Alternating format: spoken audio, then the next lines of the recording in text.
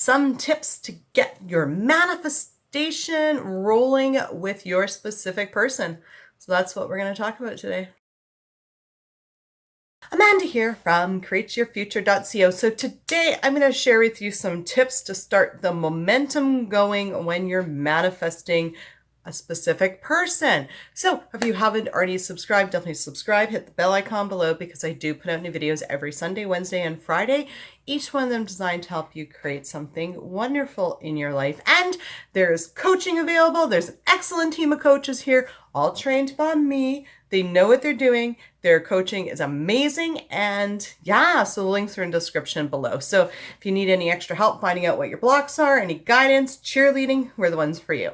So some tips to help you to be able to start the momentum with manifesting someone. Okay, so one of the tips that I'm going to share with you is starting to actually intend that your specific person starts, liking things on your social media. They start reading your stories. They start liking your posts. They start commenting. Okay.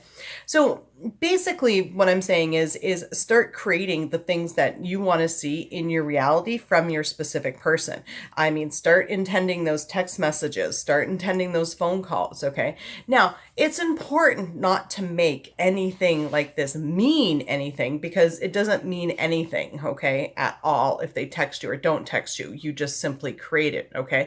So, but you want to create these things because it starts to give you momentum. You're like, oh, hey, so I intend for Jerry to want to be with me, and I intend for him to like my Facebook post.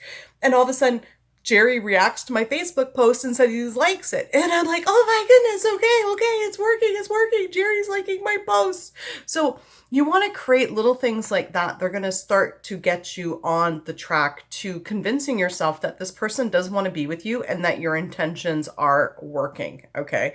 So the other thing is I want to mention is, because I've heard this before out there in the world, is intending that they like your posts or that they phone you or text you is not living in the end. Okay. That's not necessarily true, because it is living from the end. Okay. So you have to create everything that you want in your reality. I tell you. Okay. So I manifested my SP and he liked me from the beginning, but I actually didn't intend that he would text me all the time. And then he wouldn't text me. And then I would always felt like I was chasing him. And then one day I was like, well, I'm always the one that texts you. Why don't you text me? And he's like, because I'm a guy, I don't text. And I'm like, ugh.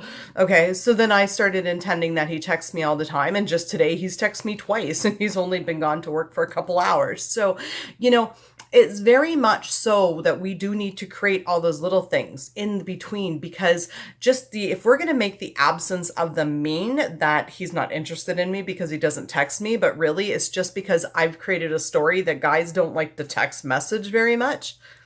Do you see where the disconnect is there? So when it comes to creating, anything that you may have resistance with, okay, especially a relationship, is you want to create all those little things. Because if you're thinking from the end of being in a relationship, I mean, you would want your Jerry that you're in a relationship with to like your Facebook posts and to text you and to phone you when he's not, at home with you, or, to see what you're doing on Friday night. So all of those things are natural. So it's not enough just to say, I intend to be in a committed relationship with my SP. You have to be specific, because that doesn't actually include him text messaging you or calling you or doing and liking any of your stuff, because he can want to be in a committed relationship with you, but he just doesn't go on social media and like any of that. And if like your stuff, and if you really want, him to interact with you on social media, you have to create it. You have to be specific.